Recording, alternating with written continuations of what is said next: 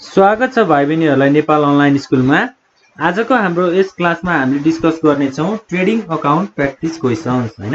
अब हामीले सुरुको क्लासहरुमा चाहिँ ट्रेडिङ अकाउन्ट भनेको के हो हैन, अनि त्यसपछि हामीले एउटा ट्रेडिङ अकाउन्टको न्युमेरिकल पनि हामीले एक्जाम्पलहरु पनि गरेका छौं।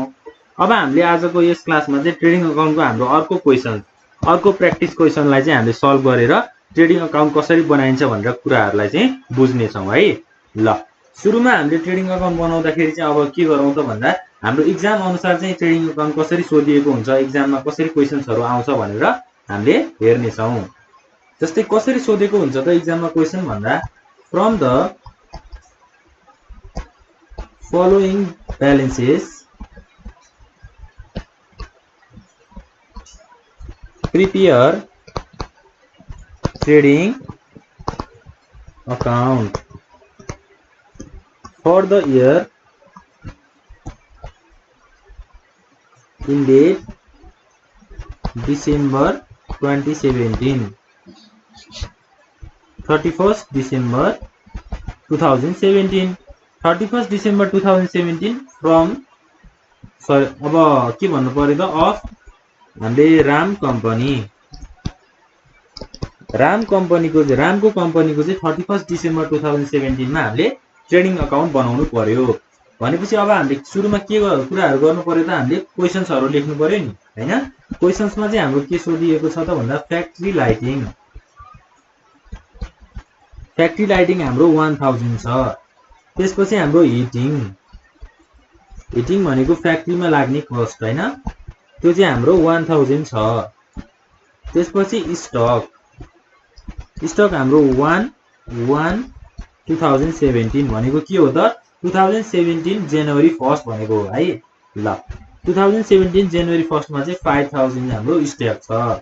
त्यसपछि पर्चेजेस भनेको कुनै पनि सामान किन्नु हैन, सामान किनेपछि लाग्ने पर्चेजेस चाहिँ हाम्रो 5000 भएको रहेछ। त्यसपछि हाम्रो सेल्स छ 20000। हामी भनेको यहाँ को कसले रिफर गरिरहेको छ, हामी भनेर कसले डिपेन्ड गरिरहेको छ त राम कम्पनीले चाहिँ डिपेन्ड गरिरहेको छ। हामीले कसको अकाउन्ट बनाइदिन लागेको हो त राम कम्पनीको अकाउन्ट बनाइदिन लागेको हो भनेपछि यो सबै खर्चहरु कसको भएको छ त राम कम्पनीको भएको छ। ल त्यसपछि के छ त sales return 2000, purchase return 1000।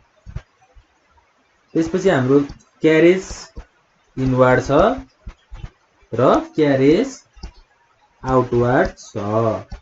Carriage inward चाहिँ कति छ त 1000, त्यसपछि क्यारेज आउटवार्ड 15000। ल अब हाम्रो एडजस्टमेन्टमा चाहिँ के एडजस्टमेन्ट भनेर पनि सोध्न सक्छ है। यसरी एडजस्टमेन्टमा चाहिँ आउन सक्छ के आउन सक्छ त closing stock as on 31st December 2017 कति छ त ₹10,000। अब मैले सुरुको क्लासमा क्लोजिङ स्टक भनेको के भनेको थिएँ त कुनै पनि बिजनेसको चाहिँ एउटा एकाउन्टिङ पिरियड सकिसकेपछि एउटा अकाउन्ट बनाइन्छ हैन, ट्रेडिङ अकाउन्ट बनाइन्छ।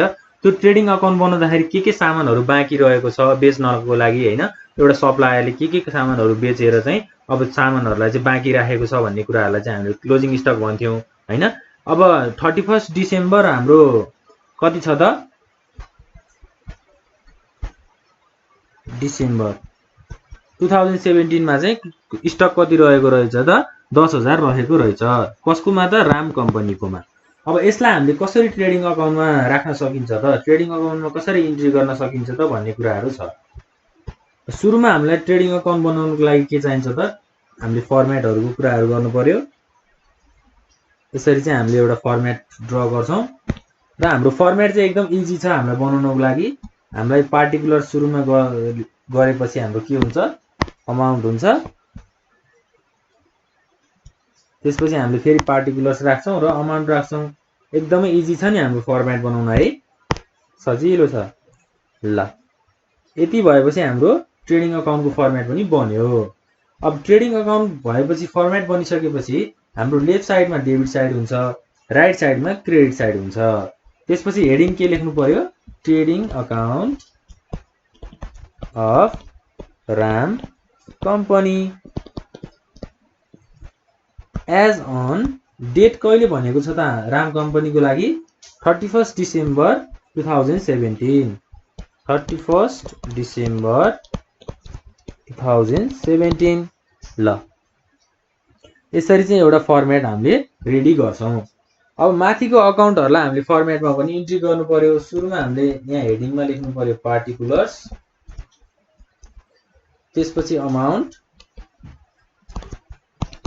पार्टिकुलर्स र अर्को के छ त हाम्रो अमाउन्ट। ल अब माथिको अकाउन्टहरुलाई रेकर्ड गरौँ है। सुरुमा हामीलाई के भनेको छ भन्दा फ्याक्ट्री लाइटिङ भनेको छ। फ्याक्ट्री लाइटिङलाई चाहिँ हामीले सुरुमा इन्ट्री गर्छौं त ट्रेडिङ अकाउन्टमा गर्दैनौ नि। सुरुमा त हामीले के नै इन्ट्री गर्नुपर्छ त, हामीले स्टक इन्ट्री गर्नुपर्छ। स्टक भनेको हाम्रो यहाँ ओपनिङ स्टक भनेर दिएको छ, किनभने हामीले कुनै पनि बिजनेस स्टार्ट गर्दाखेरि जहिले पनि केबाट सुरु गर्छौं त ओपनिङ ब्यालेन्सबाट। ओपनिङ भएको हाम्रो सुरुमा भएको सामानहरुबाट चाहिँ हामीले आफ्नो सामानहरुलाई बेच्ने हो भनेपछि जहिले पनि ओपनिङ स्टकलाई फर्स्टमा लेख्नु पर्यो। ओपनिङ स्टक चाहिँ हाम्रो कुन साइडमा हुन्छ त डेबिट साइडमा हुन्छ। टु ओपनिङ स्टक कति रहेको छ त 5000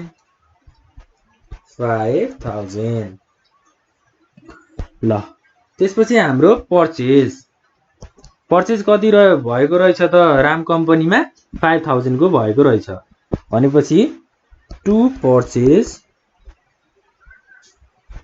अब पर्चेज हुने बित्तिकै अर्को के सोच्नु पर्छ त हामीले पर्चेज आउने बित्तिकै पर्चेज रिटर्न पनि सोच्नु पर्यो।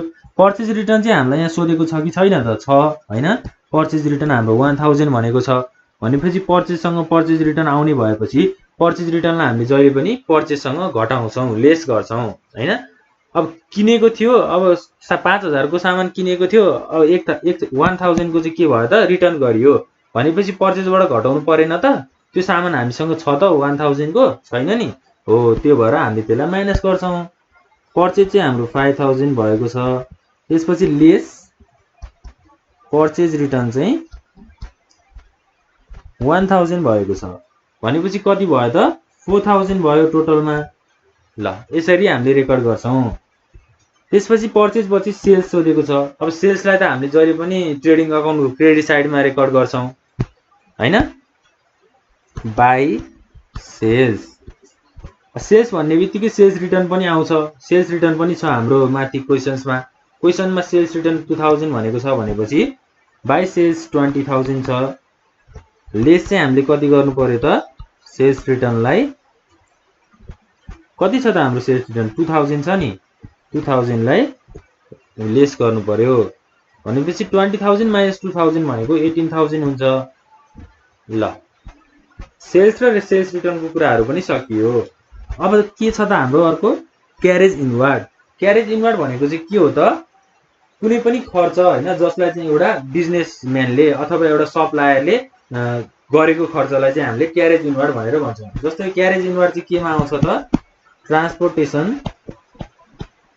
कस्टमा आउन सक्छ हैन। जस्तै अब राम कम्पनीको हामीले यो ट्रेडिङ अकाउन्ट बनाउँदै छौं भने रामले चाहिँ के गरेको छ त क्यारेज इनवार्ड भनेको रामले सप्लाई गर्दाखेरि रामले कस्टमरलाई सामानहरु बेच्दाखेरि चाहिँ उसले त्यो सामानलाई डेलिभरी गराइदिनु पर्यो, कस्टमरको घरमा पुर्याइदिनु पर्यो।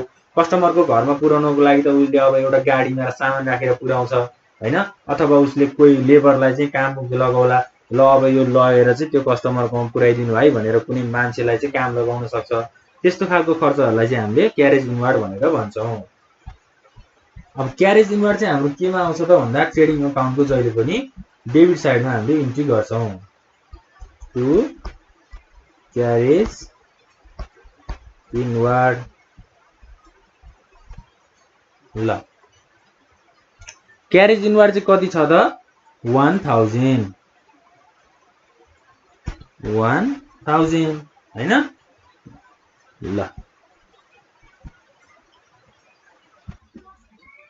त्यसपछि अब हाम्रो के छ त क्यारेज आउटवार्ड छ।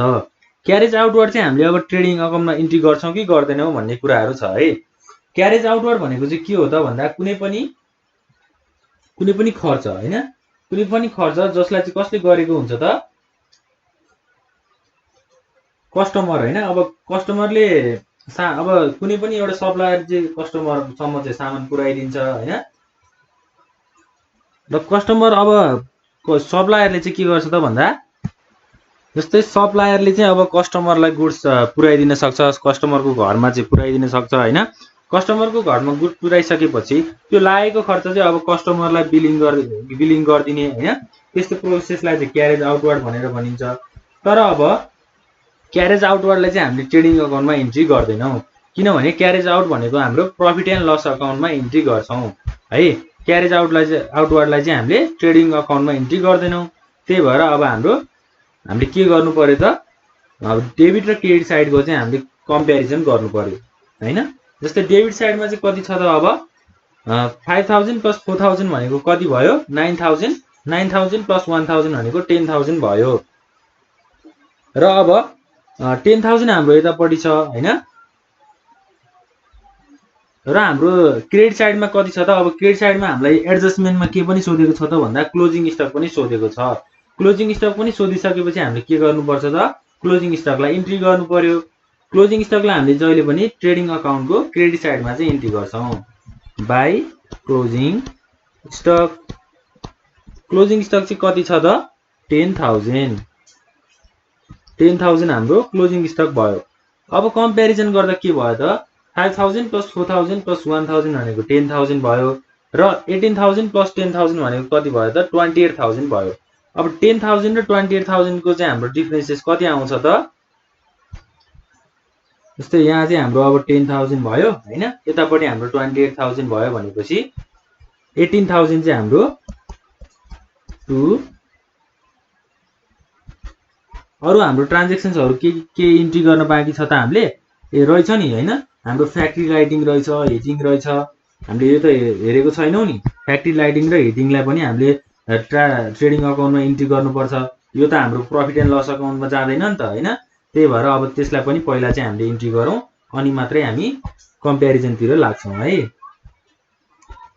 हामीले त क्यारेज आउटवर्डलाई मात्रै प्रफिट एन्ड लस अकाउन्टमा जान्छ भनेको हो नि त, हामीले अरू ट्रान्जेक्सनहरूलाई भनेको छ त छैन।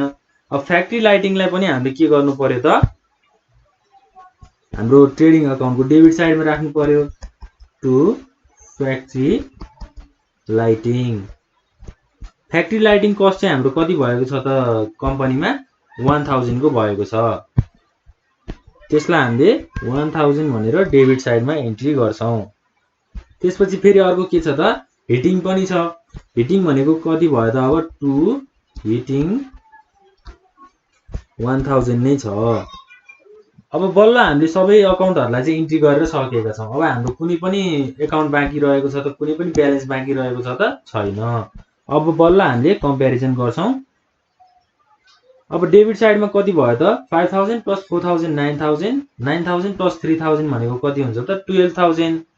12000 हाम्रो डेबिट साइडमा छ, क्रेडिट साइडमा चाहिँ हाम्रो 28000 छ भनेपछि अब के भयो त, हाम्रो डेबिट साइडमा कति पुगेन त, हाम्रो 2 ग्रस प्रफिट भनेर अब हामीले के गर्छौँ, 16000 ब्यालेन्स गर्छौँ। किनभने हाम्रो डेबिट साइडमा नपुगेपछि हामीले जहिले पनि के गर्ने हो त, ग्रस प्रफिट गर्ने हो होइन। क्रेडिट साइडमा नपुगेको भए के गर्थ्यौँ त, बाई ग्रस लस भनेर गर्थ्यौँ। अब राम कम्पनीलाई कति फाइदा भएछ त, 16000 फाइदा भएछ भनेर हामीले बुझ्नु पर्यो। टोटल चाहिँ हाम्रो 28000, 28000। ल यसरी चाहिँ हामीले ट्रेडिङ अकाउन्टमा राम कम्पनीको अमाउन्टहरू ब्यालेन्सहरूलाई चाहिँ रेकर्ड गरेका छौँ। राम कम्पनीलाई 16000 रुपियाँ चाहिँ फाइदा भएको छ।